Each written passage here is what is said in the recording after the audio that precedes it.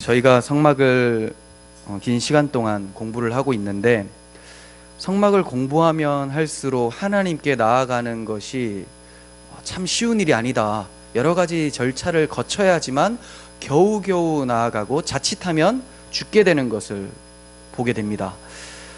지난 시간에도 그러한 것들이 있었죠. 하나님께 나아가는 자들은, 하나님의 백성들은 각자 매해 생명의 속전을 바쳐야 된다, 은을 바쳐야 된다라는 것을 배웠습니다. 이 은이나 금으로 하나님께 나아갈 수 있는 것은 아니죠. 이런 것들을 통해서 예수 그리스도께서 우리의 생명의 속전이 되어 주셨다, 우리 죄를 대신 갚아 주셨다라는 것을 보여주기 위해서 이러한 말씀이 있었습니다. 마찬가지로 성막을 계속 공부하면서 발견되는 것은 여러 가지 절차는 있지만 결국에는 인간의 힘으로, 인간의 선함이나 도덕성이나 능력으로는 하나님 앞에 가까이 나아갈 수가 없다는 것을 보여주기 위해서 여러 가지 절차를 보여주시는 거예요.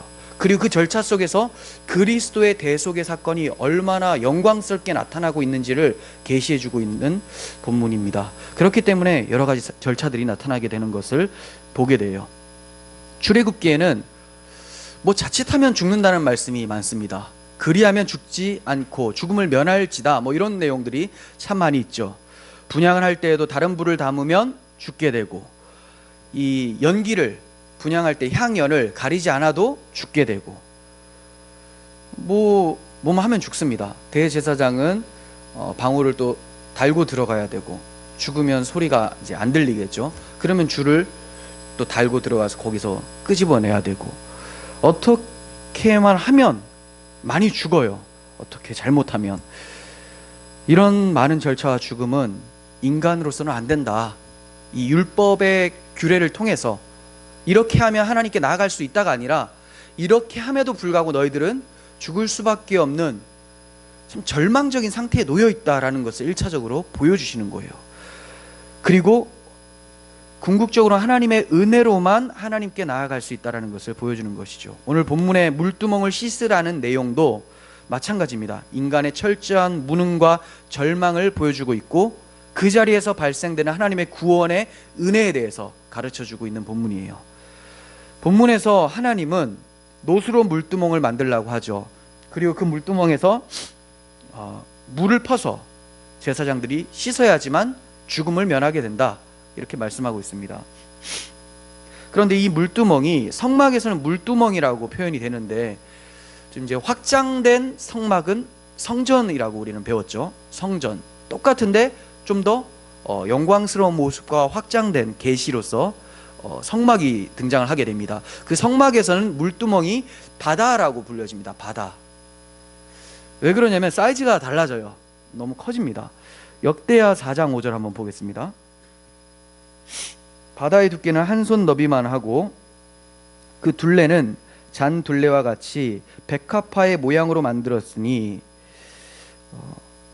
그 바다에는 3,000밭을 담겠으며, 또 물두멍 10개를 만들어 5개는 오른쪽에 두고 5개는 왼쪽에 두어 씻게 하되 번제에 속한 물건을 거기서 씻게 하였으며, 그 바다는 제사장들이 씻기 위한 것이다 라고 합니다.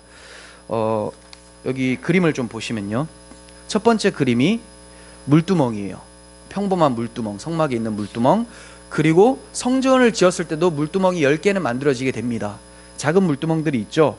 그런데 엄청 큰 대야가 있어요. 이게 바로 바다예요. 바다. 바다같이 크고 넓다, 이런 의미에서 바다라고 지은 것 같습니다. 성전에서, 그리고 또 성막에서 이 물두멍, 바다가 놓이는 이유가 뭐냐면 물로 씻어 깨끗하게 하기 위함이죠. 깨끗하게 하기 위함. 성전에 들어오는 자는 누구든지 깨끗해야 된다는 것을 강조하기 위해서입니다. 왜냐하면 하나님 앞으로 나아가는 곳이기 때문에 그래요. 성전에는 하나님이 계시기 때문에 성전이죠. 그래서 씻어야 된다, 이렇게 얘기를 해요. 나라의 대통령을 만나는 자리에도 우리가 그냥 나가진 않죠. 꼬질꼬질하게 놀이터에서 놀다가 나가겠습니까? 열심히 일을 하다가 땀 범벅이 됐지만 어떻게든 대통령을 만나는 자리에는 제대로 갖추고 나아가려고 하는 것이 우리들의 보통 사고죠. 그리고 좀 좋은 파티, 특별한 파티 같은 데 나아갈 때도 최선을 다해서 자신을 치장을 합니다. 깨끗하게 씻고. 마찬가지로 하나님 앞에 나아갈 때는 반드시 거기에 맞는 깨끗함이 있어야 된다는 것을 얘기를 합니다. 왜냐하면 하나님은 깨끗한 분이시기 때문에 그렇죠. 단순히 이런 흙 묻고 뭐 때가 있고 이러한 정도의 깨끗함을 얘기를 하는 것이 아니라 하나님 우리는 거룩한 분이라고 해요. 죄가 없으시다. 더러움이 없으시다. 죄는 뭐냐? 이 더러움이 없고 죄가 없으신 하나님 밖에 있으면 바로 죄에 물들게 되는 것이고, 그 하나님 안에 들어간다는 것은 그가 깨끗이 되었다라는 거거든요. 즉 하나님 앞으로 나아가는 자들은 누구든지 깨끗하게 되어야 된다는 것을 성막에서 가르쳐주고 있는 거예요. 그래서 성막들에는 물두멍이 있는 것이고 성전에는 조금 더 커진 바다가 등장을 하게 되는데, 이게 점점 커지게 됩니다. 이제 계시가 점점 확장될 때마다 이 물 사이즈가 커지는 것을 보게 되는데, 에스겔이 완성된 성전의 환상을 보게 됩니다. 완성된 성전, 그러니까 앞으로 올 완성된 하나님 나라의 성전을 환상으로 보게 되는데, 거기에는 물 양이 더 커지는 것을 보게 돼요. 이게 에스겔 47장 1절부터 12절에 나오는데 찾아보지는 않을 거예요. 제가 말씀을 드릴게요. 환상 속에 성전이 등장을 합니다. 그런데 동쪽 문에서, 성전 동쪽 문에서 물이 막 흘러나와요. 물을 측량하는데 1,000척을 측량하니 발목에 이르게 되고, 다시 1,000척을 측량하니 허리까지 오르게 되었다고 해요. 그리고 다시 1,000척을 측량하니 건너지 못할 강이 되었다라고 합니다. 그러니까 성전에서 막 물이 뿜어져 나오는데 온 세상을 덮어버리는 거죠. 성전 전체를 덮어버리는 물이 되어버린 거예요. 이건 뭐 물두멍, 바다 이런 걸로 설명이 안 됩니다. 성전 전체가 물로 덮였다, 이런 식으로 표현하기 위해서 물이 막 나오는 것이 나타나요. 이 강물이 지나가는 곳마다 모든 것이 살아나게 됩니다. 이것을 환상으로 보게 돼요. 그러니까 성막에서 좀 더 발전되어 성전으로 가게 되죠. 더 발전돼서 완성된 하늘성전, 이 하늘성전 과정에서 물의 양이 커지는 것처럼 하나님께서 깨끗게 하심의 은혜가 더욱 선명하게 계시되고 있는 것을 성경에서 보여주고 있는 거예요. 그러므로 하나님의 완성된 성전, 하나님이 거하시는 곳으로 나아가려는 자들은 물두멍 정도의 물로도 안 되고 바다의 물로 정도도 안 되고 그냥 물에 잠겨야 된다, 그 은혜의 강물에 잠겨야 된다라는 것을 말씀하고 있는 거예요. 그래서 사도 요한이 계시록에서 환상을 보게 되는데 하늘 성전의 환상을 보게 되죠. 새 하늘 새 땅에 그 성전을 바라보게 되는데, 거기에는 물을 이런 식으로 설명합니다. 계시록 22장 1절, 또 그가 수정과 같이 맑은 생명수의 강을 내게 보이니 하나님과 및 어린 양의 보좌로부터 나와서, 생명수의 강이 하나님의 보좌로부터 막 나와요. 그 길 가운데로 흐르더라. 강 좌우에 생명나무가 있고 12가지 열매를 맺되 달마다 그 열매를 맺고 그 나무 잎사귀들은 만국을 치료하기 위하여 있더라. 자, 그러면 물이 보좌로부터 막 흘러나와서 길을 다 적시고 있어요. 그런데 거기에 좌우에 생명나무가 심겨져 있습니다. 이 나무들은 무엇으로 자라느냐? 다 연관이 되어 있어요. 보좌로부터 나온 생명수의 강의 물을 먹어서 자라게 되죠. 근데 여기 생명나무에서부터 열매를 맺게 되고 그 열매나무 잎사귀를 통해서 만국이 치료하게 돼요. 결국은 생명나무로 치료함을 받는데 그 생명나무도 보좌로부터 흘러나오는 물로 생명이 흘러간다라는 것을 보여줍니다. 그러니까 결국은 생명이 어디 있느냐? 하나님의 보좌에 있다.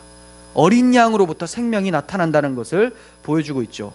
그러므로 어린 양으로부터 나타나는 이 생명은 물두멍 정도, 그냥 조그만 대야 정도가 아니라, 또 큰 대야 정도가 아니라 말로 표현할 수 없을 정도로 끊임없이 흐르는 생명수다라는 것을 가르쳐주기 위해서 완성된 하나님 성전에서는 보좌에서 물이 계속 흐르는 것을 보게 됩니다. 그러므로 성막의 물두멍은 죄인이 하나님 앞에 깨끗이 설 수 있도록 하는 은혜의 장치임을 보여주고 있는 거예요. 그래서 성경에서 물이 막 흘러가고 물에 잠기게 되고 이런 것이 하나님께서 깨끗하게 하는 용도로서, 은혜의 장치로서 사용이 되는 것을 보게 됩니다. 여러분들이 잘 아시는 그 나아만 장군이 있죠. 나병 환자예요. 그런데 요단강물, 흔히 말하는 이제 똥물입니다. 다른 강물들은 참 좋았었는데 이 요단강물은 나아만 장군이 참 들어가기 싫어했어요. 하지만 거기서 씻으라고 합니다. 씻었더니 몸이 깨끗하게 돼요. 만국을 치료하는 이 잎사귀와 같이, 물이 흘러서 치료한 것 같이 그가 물로 인해서 치료를 받게 되죠. 또 예수님 당시에는 맹인이 실로암에 가서 씻었더니 눈을 뜨게 되는 것을 보게 됩니다. 죄로 가려졌던, 그래서 하나님 앞으로 나아갈 수 없고, 보여야지 뭐 나아가겠죠. 그 영적인 의미가 있는데, 이것이 어떻게 나음을 얻게 되느냐? 실로암에 가서 물로 씻었더니 그가 낫게 되더라. 그러니까 물은 은혜의 장치라는 것이 계속 성경에서 말씀하고 있었어요. 그런데 대조적으로 이 물이 심판의 장치로도 나타납니다. 물두멍은 은혜의 장치임과 동시에 심판의 장치로도 나타나게 되죠. 다시 말해서 하나님께 나오는 자는 반드시 물로 심판받아 죽어야 된다는 거예요. 앞에서 은혜의 장치일 때는 하나님께 나오는 자는 씻겨져야지만 나온다라는 것이고, 또 심판을 상징할 때는 한마디로 못 나온다, 죽어야 된다, 죽어서 완전 시체로서 이 사람이 없어지고 새롭게 되어야지만 하나님 받아주신다. 그러니까 물로 다 죽어야 된다는 것을 얘기를 하죠. 이 물 심판을 의미하는 것은 출애굽 사건에서도 노아 홍수 사건에서 먼저 보겠습니다. 노아 홍수 사건에서도 나타났었죠. 온 세상이 다 물로 심판을 받았습니다. 하나님 보니까 죄악이 온 땅에 가득했어요. 그래서 하나님께서 이들을 물로 다 심판하겠다. 이 말은 세상을 내가 깨끗게 하겠다라는 것도 동시에 내포되어 있죠. 없애버리겠다는 동시에 새로운 것으로 만들어버리겠다. 하나님의 심판이 있었습니다. 그러나 노아는 여호와께 은혜를 입었더라 라고 성경은 증거하고 있습니다. 그러나 노아는 여호와께 은혜를 입었더라. 노아가 잘나서 노아는 살았더라가 아니라 노아도 똑같지만 하나님이 은혜로 그를 살려주셨더라 라고 해요. 노아와 그 가족 8명만 은혜로 살아남습니다. 하나님이 그를 방주로 지켜주셨기 때문에 그래요. 그러니까 물 심판이 떨어질 때 거기에 동시에 하나님의 지켜주심의 은혜도 등장을 하게 되죠. 물 심판 속에서 방주가 그를 보호해 준 겁니다. 이처럼 물은 심판을 상징합니다. 출애굽기에서도 물 심판이 등장을 하는데, 출애굽 홍해 사건이죠. 이스라엘 백성들은 홍해가 갈라져서 다 마른 땅과 같이 지나가서 가나안을 향해서 광야를 지나가게 됩니다. 하지만 그 뒤를 따라서 이스라엘 백성들을 죽이려고 했었던, 하나님 말씀에 거역하고 하나님의 장자인 이스라엘을 내어주지 않았던 자들이 홍해에 들어갔을 때는 어떻게 됩니까?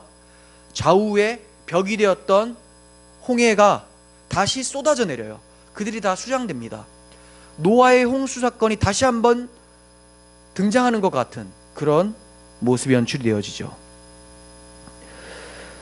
이처럼 물은 심판을 나타냅니다. 그런데 이 물 심판이 있을 때에는 두 사건에서 볼 수 있었듯이 항상 구원도 같이 등장을 합니다.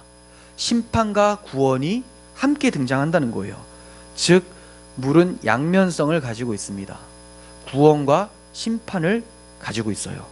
더러움을 죽여서 깨끗한 새 것으로 만들어 하나님 앞에 세운다는 의미를 지니고 있는 게 바로 물이에요. 이러한 물의 양면성이 나타나는 단어가 있어요. 물의 양면성을 나타내는 좋은 단어가 바로 세례입니다. 세례. 고린도전서 10장 1절과 2절을 봅니다. 형제들아, 나는 너희가 알지 못하기를 원하지 아니하노니 우리 조상들이 다 구름 아래에 있고 바다 가운데 지나며 모세에게 속하여 다 구름과 바다에서 세례를 받고 라고 합니다. 이스라엘 백성들이 홍해를 지난 사건, 그리고 애국 군대가 수장된 사건을 가리켜서 너희가 모세에게 속하여 세례를 받았다. 바울은 이렇게 해석을 해서 얘기를 합니다. 왜 세례라고 얘기를 하느냐? 구원과 심판이 등장을 하기 때문에 그래요. 세례는 구원과 심판을 같이 얘기를 합니다. 그래서 우리 주님은 교회에게 세례를 은혜의 방편으로 제정해 주셨어요. 그 의미가 무엇이냐? 주와 함께 죽고, 심판이죠. 주와 함께 살아난다는 것을, 구원이죠. 이것을 말씀하기 위해서 세례를 제정하셨어요. 세례의 의미를 알아야 되겠죠. 세례 자체가, 예식 자체가 신령한 능력이 있는 것은 아닙니다. 그거 뭐 어디서든지, 우리가 뭐 샤워할 때 물 쏟잖아요. 이렇게 하잖아요. 그것도 세례잖아요. 그렇게 보면, 예식만 본다면. 그런데 이게 무슨 의미인지를 알아야지만 세례에 신령한 능력이 있게 되는 것이죠. 그 의미가 바로 주와 함께 죽고 주와 함께 산다는 거예요. 이 능력은 하나님의 능력, 하나님의 능력이라고 합니다. 바울은 이 세례가 곧 하나님의 능력인데, 하나님의 능력은 십자가의 도에서 나타난다. 십자가의 도가 하나님 믿는 너희들에게는 구원하는 능력이다, 이렇게 표현을 하고 있죠. 능력. 그래서 고린도전서 1장 18절에서 십자가의 도가 멸망하는 자들에게는 미련한 것이고 구원을 받는 우리에게는 하나님의 능력이다, 이렇게 소개를 하고 있습니다. 즉 예수 그리스도께서 십자가에서 자신을 버리시고 부활하셔서 하나님 보좌 우편에 앉으신 것처럼 우리들도 주님의 십자가에 함께 못 박히고 주와 함께 부활하게 되는 하나님의 능력을 세례를 통해서 계속해서 예표해 주고 계셨던 거예요. 그리고 이 세례는 구약에서는 물심판, 그리고 물 가운데 구원을 얻은 그런 사건들로서 예표가 되고 있었던 거예요. 이해가 되십니까? 십자가 구원을 세례로 가르쳐 주고 계셨고, 이 세례는 구약에서 물로 심판하거나 구원하는 것을 통해서 또 예표하고 있었던 거예요. 그리고 율법의 규례에서는 성막의 물두멍과 같이 물두멍에서 씻어서 깨끗하게 된다라는 것을 통해서 세례, 더 나아가서는 십자가의 구원을 보여주고 있었던 거죠. 그러므로 물두멍에 가서 수족을 씻으라는 말은 너를 위해 한 구원자를 보내리니 너는 그의 죽으심과 부활하심을 너를 위한 대속 사건으로 믿으라, 이 얘기예요. 이 얘기. 다시 물두멍에 가서 수족을 씻으라는 것을 제사장들은 어떤 식으로 인식을 해야 되냐면, 나는 죽어 마땅한 죄인인데 하나님께서 한 구원자를 보내시는데 그분이 나를 위해 물에 수장되시고 또 물 가운데서 살아나실 테니 나는 그와 함께 죽고 살아나는 것을 믿어야 된다. 그분이 나를 위해 죽는다는 것을 믿어야 된다 라고 하고, 씻고 나서 뭐합니까? 제사를 지내죠. 거기 제단의 대속제물을 통해서 뭘 생각해요? 방금 씻은 그 사건을 기억을 하는 거예요. 다시. 그래서 제사 지내기 전에, 그리고 분향하기 전에, 회막에 들어가기 전에 늘 씻으라고 합니다. 우리가 하나님 앞에 나아갈 수 있는 존재가 아니다라는 것을 인식하라는 거예요. 물두멍에서 씻는 사람들을 아론과 그의 아들들, 즉 제사장으로 얘기를 하고 있습니다. 그 이유가 뭐냐면 우리의 대제사장 되시는 주님께서 물로 씻을 것을, 앞으로 씻을 것을 예표하고 있는 것이죠. 굳이 대제사장들에게 씻으라고 하는 이유가 뭐냐? 우리의 대제사장이 먼저 씻을 거라는 것을 예표하고 있는 거예요. 정말로 주님께서는 죄인들을 위해서 요단강에서 세례를 받으셨습니다.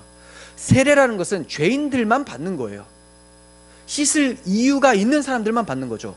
더러워야지 씻지. 근데 더럽지 않은 주님이 왜 받으셨나? 왜 씻으셨나? 요한이 그러잖아요. 제가 세례를 받아야 되는데 당신이 어떻게 저한테 나옵니까? 이것이 하나님의 뜻을 이루는 것이다.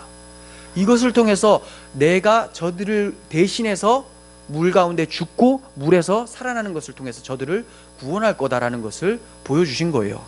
그래서 주님께서는 이 세례가 곧 십자가를 나타내는 것이다 라는 것을 또 제자들한테 말씀하세요. 나는 받을 세례가 있으니 그것이 이루어지기까지 나의 답답함이 어떠하겠느냐.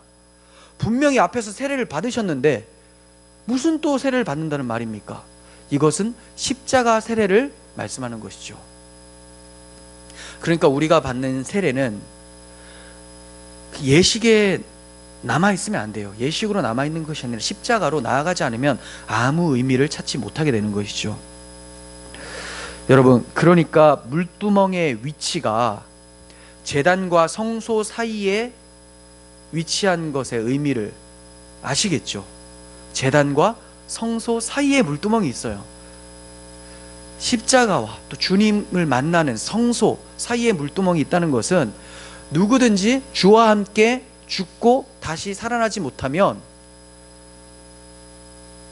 하나님 앞에 나아갈 수도 없고 하나님 앞에 날마다 대속의 제사를 드릴 수도 없는 자다라는 것을 보여주고 있는 거예요. 제단의 의미는 심판의 의미에 국한되어 있습니다. 그렇죠? 제단은 죽이는 거예요. 제단에서 뭐 사는 게 없습니다. 다 태워버려요. 번제로. 심판에 국한되어 있어요. 하지만 물두멍은 심판 후에 깨끗하게 되어서 하나님 앞에 나아가는 것까지 의미를 담고 있어요. 그래서 제단만 있고 바로 회막이 있는 것이 아니라 제단 통과하고 나서 물두멍이 존재하는 것은 너희가 십자가에서 제단에서 죽었지만 깨끗하게 되어 하나님 앞에 나아가게 되는 자들이다, 이것을 보여주고 있는 것입니다. 이렇게 깨끗하게 된 자들이 성소에서 하나님을 만나게 되죠. 하나님께서는 물 같은 거 가지고 깨끗하게 된다는 것을 말씀하는 것이 아닙니다. 이러한 물로는 몸에 묻은 더러운 것만 제거할 수가 있죠. 하지만 정말로 더러운 것은 우리 마음에 내재되어 있는 죄입니다. 이거는 아무리 빡빡 씻어도 되지가 않아요. 저도 죄를 범하고 나면 참 느낌이 제가 지저분한 것 같아요. 그래서 샤워를 많이 합니다. 근데 안 씻겨요. 이거 됩니까? 그냥 뭐 저도 모르게 그렇게 씻게 되는데 너무 죄송스러운 거예요. 하나님 앞에 너무 괴로워요. 씻지만 안 씻겨져요. 그러면서 생각하는 것은 주의 보혈로 씻겨져야 되는구나. 이거 뭐 씻는다고 해서 내가 깨끗하게 됐을까요? 사람들은 왜 이렇게 깨끗해 하지만 하나님은 여전히 물 같은 거는 너로 씻을 수가 없다. 그러면 지금까지 물두멍이 그대로 있어야 되겠죠. 성전도 있어야 되고 물두멍도 있어야 됩니다. 하지만 이런 거 아니라는 거예요. 성전 허물라 내가 세우겠다 하면서 주님은 성전을 세우셨어요. 자신을 부활하심으로 성전을 세우셨다고 말씀하셨습니다. 그러므로 우리는 죄를 보면 주 앞에 나아가야 되죠. 주의 십자가의 보혈을 붙잡아야 됩니다. 예레미야 17장 9절을 보겠습니다. 만물보다 거짓되고 심히 부패한 것은 마음이라 누가 능히 이를 알리오마는. 우리 몸을 씻는 것 중요합니다. 사회생활도 해야 되고 스스로도 냄새가 나니까 싫습니다. 찝찝해요. 하지만 하나님은 네가 그렇게 몸 관리하는 것처럼 사람들 눈에 좋게 보이기 위해서 깨끗하게 씻는 것처럼 내 눈에 보기 좋기 위해서라도 네 마음의 죄를 좀 씻어라, 이렇게 말씀하시는 주의 음성을 우리는 들을 수 있어야 돼요. 하나님은 외모를 보지 않으시고 중심을 보는데 그 중심이 죄로 물들었던 것이죠. 부패했어요. 그런데 우리가 이 마음의 죄 문제는 그렇게 심각하게 생각을 안 해요. 매일마다 샤워를 합니다. 여름에는 저 같은 경우는 4번씩도 합니다. 엄청 자주 해요. 그런데 주님의 십자가 앞에 4번씩 나아가느냐, 매일같이 나아가느냐, 몸은 그렇게 더러워지지 않아요. 하지만 우리 마음은 수시로 더러워지잖아요. 얼마나 악한 마음이 도사리고 있습니까? 그래서 주님께서 마태복음 15장에서 어떻게 말씀하세요? 입에서 나오는 것들은 마음에서부터 나오는데 이것이야말로 사람을 더럽게 한다. 마음에서 나오는 것은 악한 생각, 살인, 간음, 음란, 도둑질, 거짓 증언, 비방이니 이러한 것들이 사람을 더럽게 하는 것이요 씻지 않은 손으로 먹는 것은 사람을 더럽게 하지 못하느니라. 그럼에도 불구하고 바리새인과 서기관들은 어떻게 너희 스승들 너희들은 손을 안 씻고 먹느냐, 이런 소리 하고 있는 거예요. 주님이 볼 때는 손? 이게 더러워? 네 마음이 더 더러워. 그리고 네가 지금 입으로 말을 뱉는데 그게 더 더럽다. 왜? 그건 마음에서부터 나온 말이니까. 아주 내가 볼 땐 더러운데 네 죄에 대해서는 씻을 생각이 없는구나, 이렇게 생각하고 계시죠. 이거 우리들에게도 적용해 봐야 돼요. 여러분 잘 씻습니다. 다 깨끗하세요. 하지만 정말 마음은 깨끗하십니까? 주의 보혈 앞에 우리가 그 십자가 앞에 나아가지 않으면 어떻게 하나님 앞에 나아갈 수가 있겠습니까? 더러운 악취만 나게 될 뿐입니다. 우리 스스로 깨끗하게 할 수가 없어요. 할 수 있다고 생각해서 나오는 것들이 어떤 것들일까요? 나 깨끗하게 스스로 할 수 있어 라고 사람들이 고안해낸 것이 뭐냐면 고행이고 수행이고 명상 이런 종류들이에요. 이거 하면 그래도 좀 깨끗하지 않을까? 그거 안 되면 이제 선행까지 나아가는 거죠. 퉁친다라고 하죠. 퉁친다.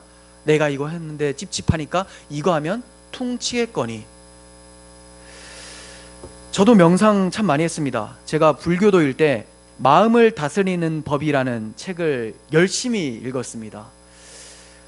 그 책은 이제 거기서 석가모니 부처의 이름이 이제 고타마 시타르타죠. 그 시타르타가 자주 행하던 명상법에 대해서 소개를 해요. 윗바사나 명상이라고 하는데, 이 명상법에 제가 굉장히 감동을 받아가지고 안 믿을 때 열심히 했습니다. 여러 가지 명상법이 있는데 결국은 이제 이런 거예요. 자기 자신에게 끊임없이 집중을 하라는 거예요.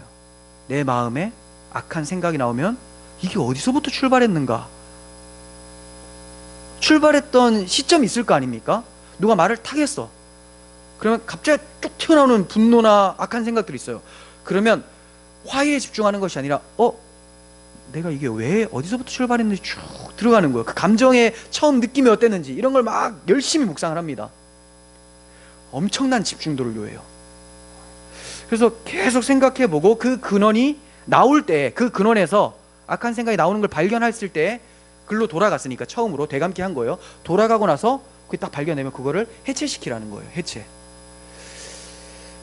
그러니까 이게 자주 하게 되면 분노가 일어날 때마다 들어가서 해체를 시키니까 화를 잘 안 냅니다. 진짜 그래요. 20살 때 했던 명상법인데 그래서 여러 가지 많은 걸 도입을 해서 명상을 해봤습니다. 한 가지 예로는 이제 어느 정도 집중하냐면 수업 시간에 이제 대학교 수업 시간에 선생님이 그만 이제 마치겠다라고 해요. 그러면 학생들이 막 짐을 쌉니다. 책감을 막 싸요. 그러면 내 마음에 분주함이 막 찾아와요. 그럼 이 분주함은 웬 분주함인가 하고 집중하는 거죠.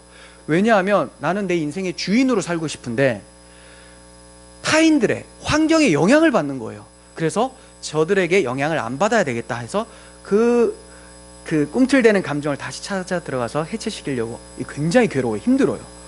왜냐하면 나는 싹 트고 있는데 막 그 분주함이, 근데 들어가서 그걸 해체시키려고 하니까 이런 것들이 자주 습관화되고 훈련이 되다 보면 빨리 해체하게 됩니다.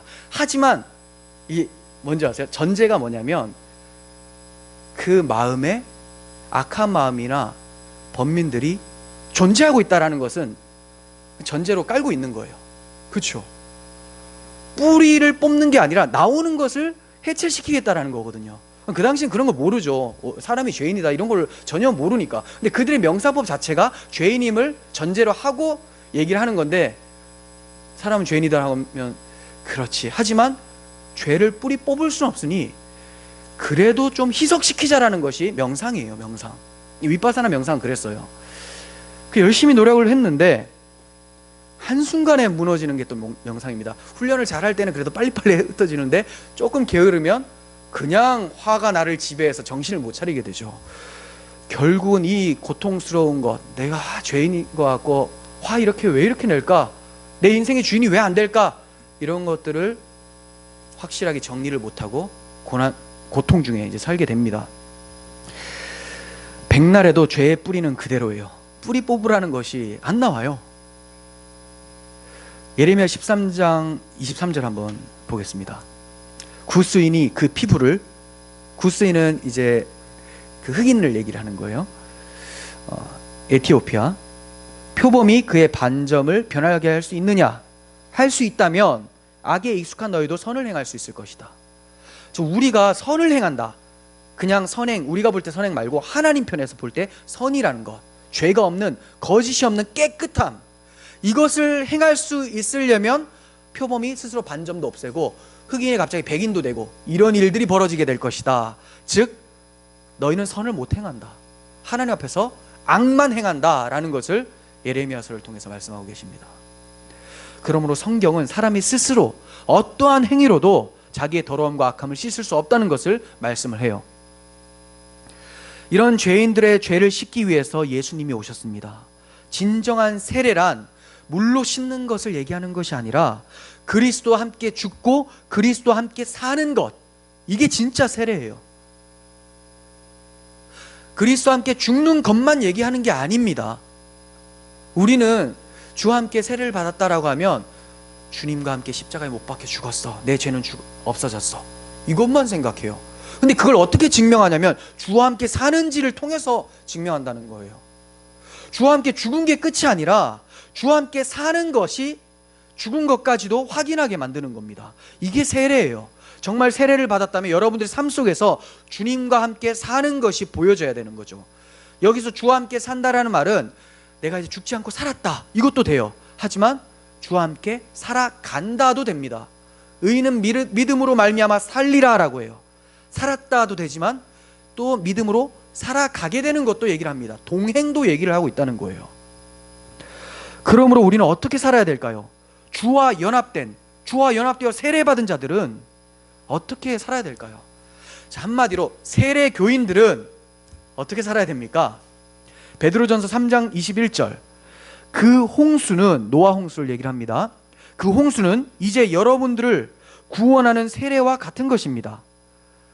몸을 깨끗하게 씻는 것이 아니라 선한 마음으로 하나님께 내 삶을 드리며 정결하게 살기를 약속하는 것입니다.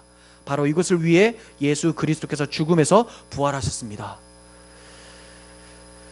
여러분, 주님께서 십자가에서 죽으시고 부활하신 이유가 뭐냐면 선한 마음으로 하나님께 내 삶을 드리고 정결하게 살기를 약속하며 살아가는 삶을 살게 하기 위해서 십자가와 부활을 행하신 거예요.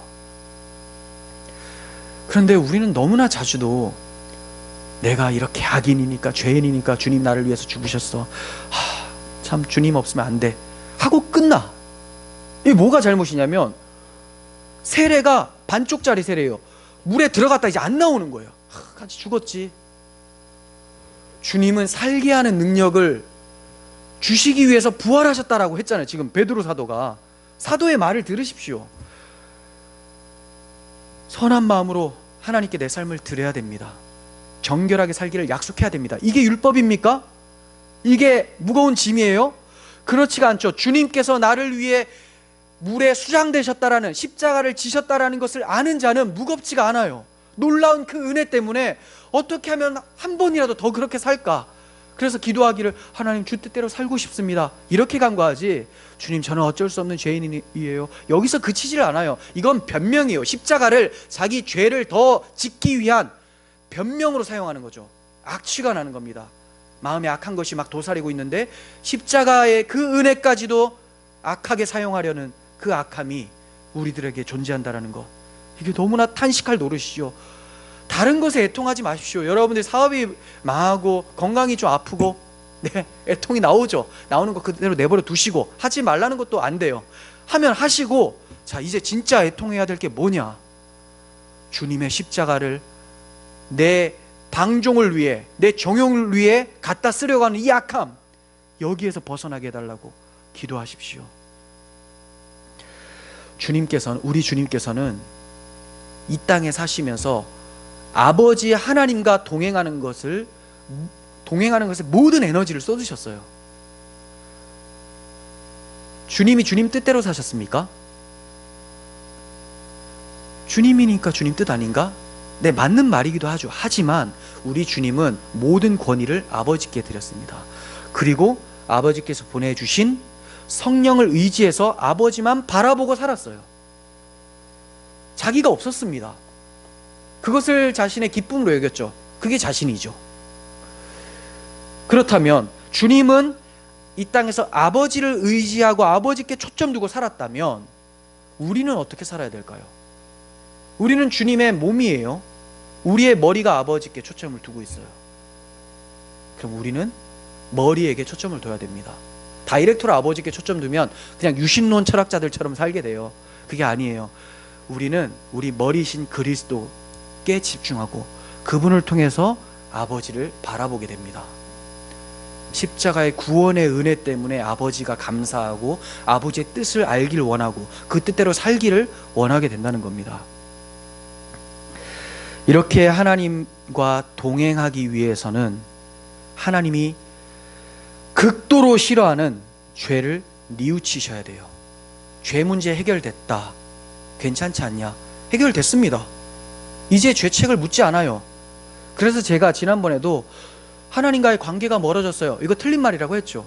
근데 주님과의 교제가 좋지가 않습니다는 맞는 말입니다. 왜냐하면 관계는 여전히 아들이에요, 딸이에요. 하지만 우리가 죄를 범하면 하나님이 그 죄를 싫어하세요.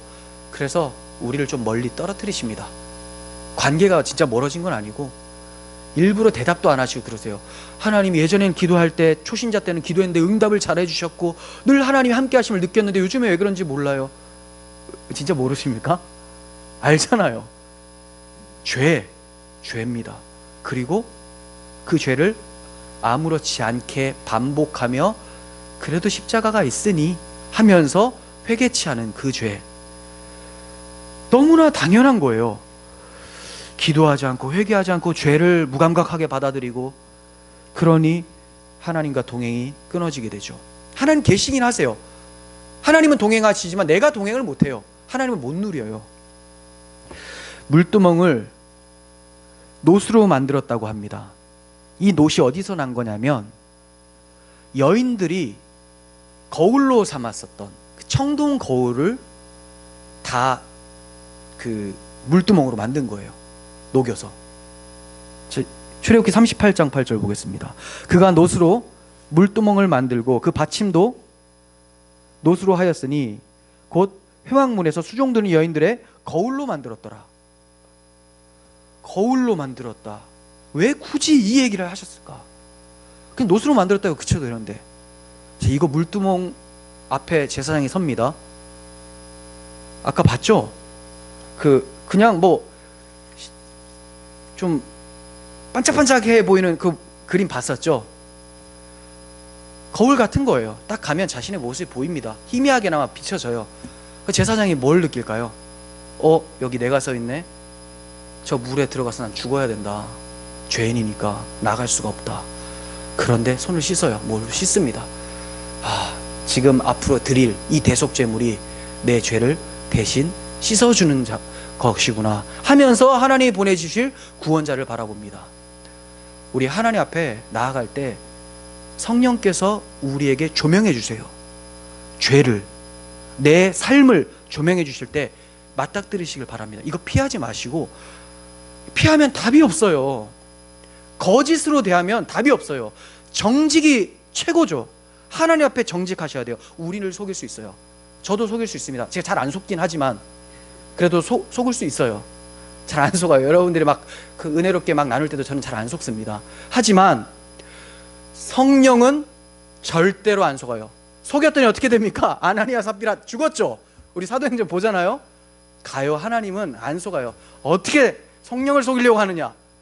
기회까지 줬는데 이 삽비라도 왔다가 네 남편을 들고 간 그 사람들이 다시 와서 너도 들고 갈 것이다 하면서 끝나는 거예요.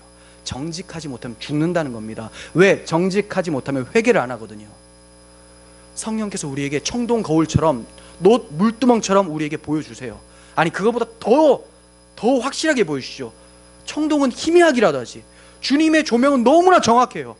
하지만 우리는 그 조명을 피하고, 그래도 나는 거룩한 것처럼, 어떻게 거룩한 척 하냐면, 주님 저 거룩합니다 이렇게 단순하게 안 하죠. 이래서 저는 십자가밖에 없군요 하고 치우는 것, 그리고 삶이 개선되지 않는 것, 이 거짓을 하나님은 보신다는 거예요. 저도 안 속는데 하나님이 속겠습니까? 제가 저도 안 속는다 계속 강조하는 것은 저한테 보이니까, 여러분 이거 회개하시라는 말입니다. 이거 진짜 교회가 이렇게 되면 겉으로만 공부 뭐 많이 하는 것 같고 사실 공부도 안 해요.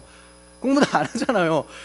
이거 이렇게 가면 안 된다는 거예요. 제가 뭐 타 교회에서 이런 거 뭐 잘못하고 해석 잘못하고 이거 막 얘기합니다. 그러면 그렇게 설교 안 하고 우리가 다른 제대로 된 공부를 했어요. 이게 구원입니까? 구원은 세례예요. 주와 함께 죽고 주와 함께 사는 겁니다. 거기까지 나아가야지. 머리만 굵어지면 하나님 속이려고 기술만 늘어나요. 기술만. 그 기술이 너무나 발전돼서, 물론 저도 기술이 좋습니다. 하나님 앞에 속이려고 하다가 나중에 가슴 찢어지는 회개를 합니다. 여러분, 숨기려고 가면 회개가 더 힘들어집니다. 그러니까 지금 주님 앞에 내어놓으십시오. 물두멍에 가서 씻으십시오. 십자가에 내 정욕을 못 박으시고 주님의 부활하심과 함께 살아가서 정말 주의 백성이다, 주의 몸된 자녀다라는 말씀을 들을 수 있었으면 좋겠어요. 하나님께 나아가는 문은 열렸습니다. 날마다 동행하는 즐거움이 우리 앞에 있어요. 예전에는 즐거움이 없어요. 즐거움은 하나님 앞에 있으니까. 하지만 이제 그 동행함의 즐거움이 주님의 십자가의 구속으로 앞에 있습니다. 취하면 돼요. 이제 우리가 죽음을 보지 않고 성소로 나아갈 수 있게 됐어요. 우리 주님께서 제단과 물두멍이라는 십자가 세례를 받으셨기 때문에 그래요. 이제 나아갔으면 좋겠습니다. 열심히 하나님 앞에 나아갔으면 좋겠어요. 마지막으로 히브리서 10장 22절 읽겠습니다. 그러니 진실한 마음과 확실한 믿음을 가지고 하나님께 가까이 나아갑시다. 우리는 죄책감에서 깨끗해지고 자유로워졌으며 맑은 물로 몸을 씻겨졌습니다. 맑은 물로 우리 몸이 씻겨졌어요. 이제 죄책감에서 깨끗하게 됐어요. 죄를 내가 책임지겠다라는 것 이제 없어요. 그런 거 없으면 주님이 가져가셨습니다. 이제는 내 습관 속에서 발견된 죄악들 회개하고 자백하고 주님 붙들면 됩니다. 하나님께 나아가는 이러한 즐거움이 여러분들 가운데 또 저에게 넘치도록 흘렀으면 좋겠습니다. 기도하겠습니다. 하나님 아버지, 제단 뒤에 물두멍을 놓으신 이유를 오늘 말씀을 통해 보게 됩니다. 그리스도께서 우리를 위해 십자가에서 죽으시고 부활하시지 않았다면 우리가 어떻게 하나님 앞에 나아갈 수 있는 자였겠습니까? 성소로 들어갈 수도 없는 더러운 죄인이었습니다. 하지만 이제 의인으로 삼아주시고 하나님 자녀라고 불러주십니다. 하나님의 자녀라는 이 특권, 이 즐거움을 마음껏 누릴 수 있도록 우리 죄를 발견하고 회개하며 주님의 동행을 맛보는 저희들이 되게 도와주시옵소서. 예수님의 이름으로 기도합니다. 아멘.